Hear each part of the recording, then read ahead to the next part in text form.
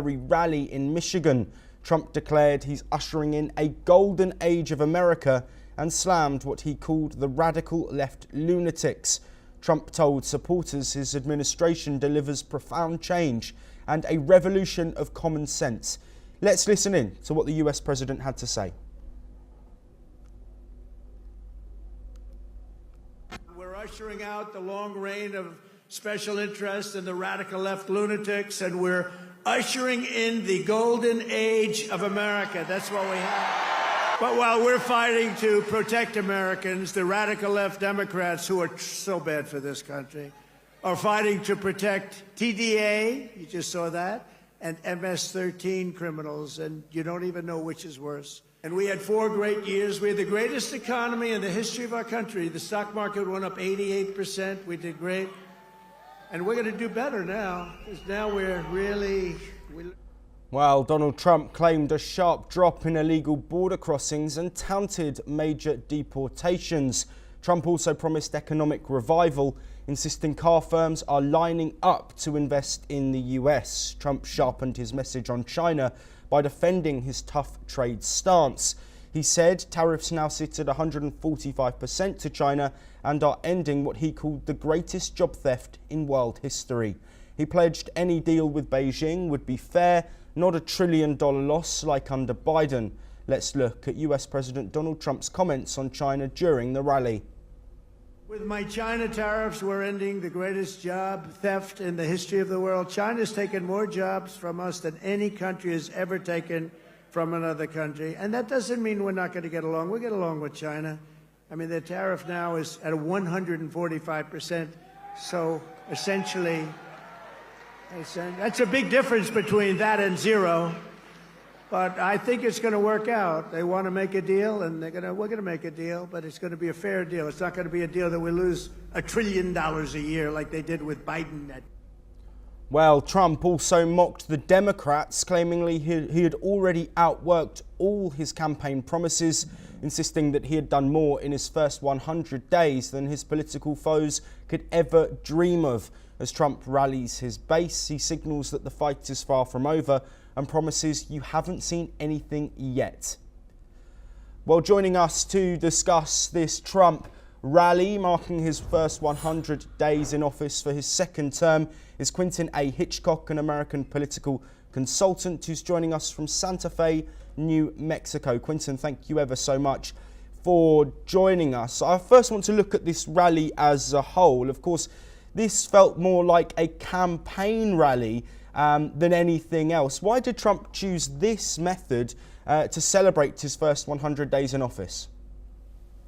Because the president loves attention. His rallies for 10 years have been kind of like bubbles with just people that support him to the utmost degree. So he loves the attention. He is a man to be adored. That is what he likes. He cares very much about his public perception. But after 100 days in, it's worth noting that his polling numbers could not be any worse. I have some data to give you that I think is just incredibly interesting and paints the picture of this administration in a nutshell. According to Gallup, who is one of the biggest American pollsters, President Trump is the only post-World War II president to have less than half the public support after 100 days.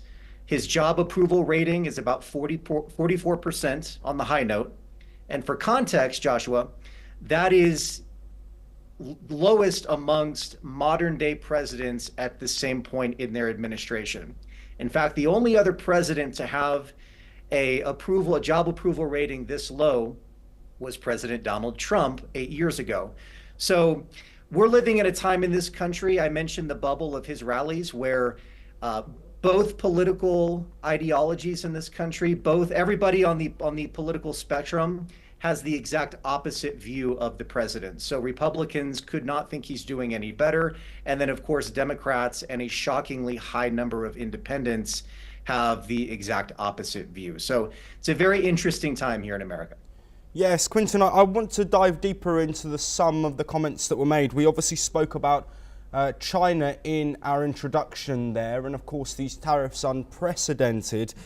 With the global impacts that Trump's tariffs have had, Why is he celebrating them to the extent that he is? And do you think he's right in his opinions and his outcry of positivity over the tariff action? He certainly is, and I think this is going to continue, by the way.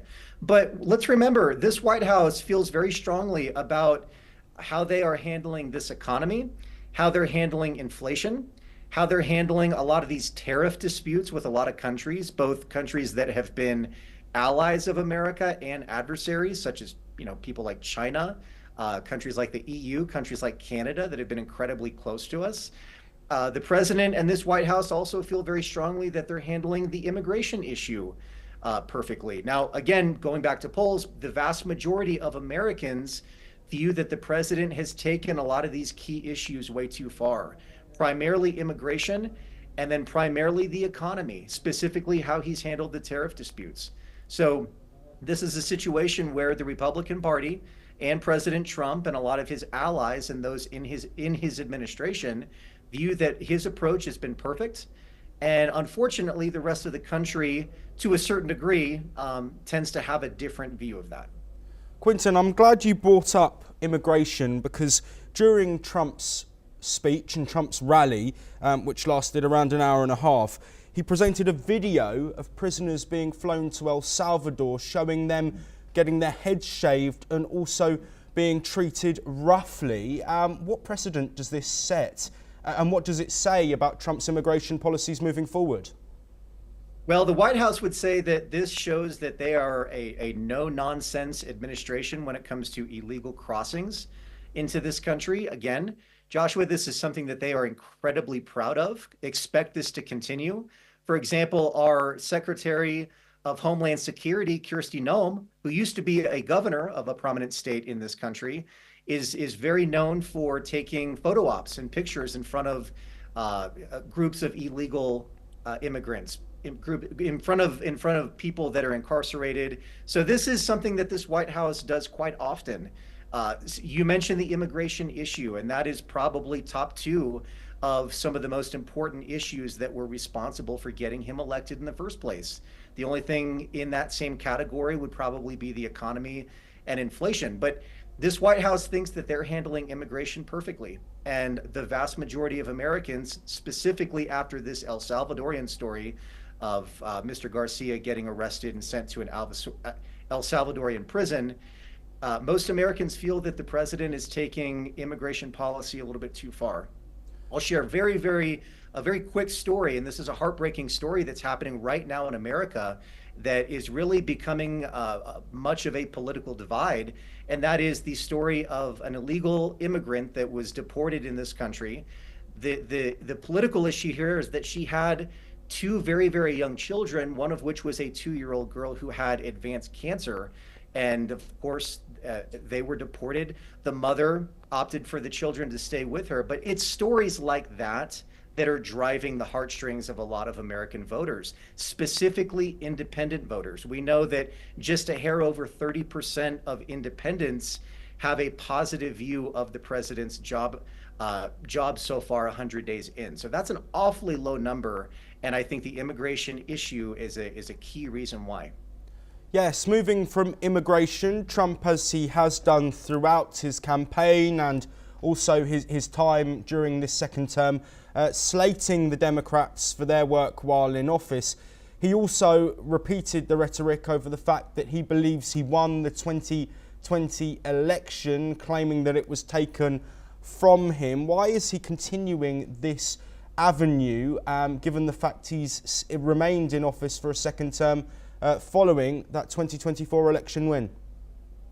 Why the president continues to say to this day that he won the 2020 election is probably one of those questions that every single reporter in this country has spent the last 5 years trying to answer. Unfortunately, I don't think we're ever going to know the answer to that. The president, again, has a very high opinion of himself. He's not somebody who can really ever accept defeat. We see that with polls. He's polling dead last amongst presidents in the modern era. And he is out there touting his polling numbers, saying, and of course, this is something he's famous for, which is if it's a positive poll, then he's going to speak very highly of it. And of course, if it's negative, then he'll be very dismissive. But the president is his biggest advocate. He is his biggest PR employee, so he understands public relations, and he is going to continue to go on offense. This is not a president who, under any circumstance, is ever going to go on defense.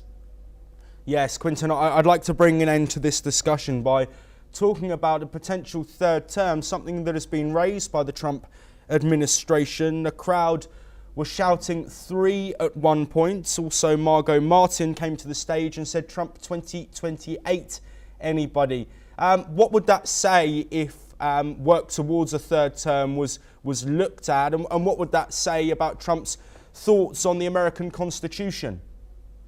Well, I'm glad you asked. I'll make this very quick. We are entering, and I'm going to go on record right now saying this, we are on the horizon of entering a very, very dangerous place in this country. And mark my words, within the next 100 days, the vast majority of the Republican Party is going to be issuing this talking point. This is unconstitutional. There's no gray area here. American presidents can serve for 2 terms, not 3, not 4. It doesn't matter what their approval rating is. It doesn't matter what the public thinks of them or how their job performance has been. This is unequivocally clear on both sides of the aisle for now that a president can serve only 2 terms. But this is dangerous because the president has a tremendous amount of influence in today's Republican Party over Congress, over some of our courts, local, state, municipal candidates as well.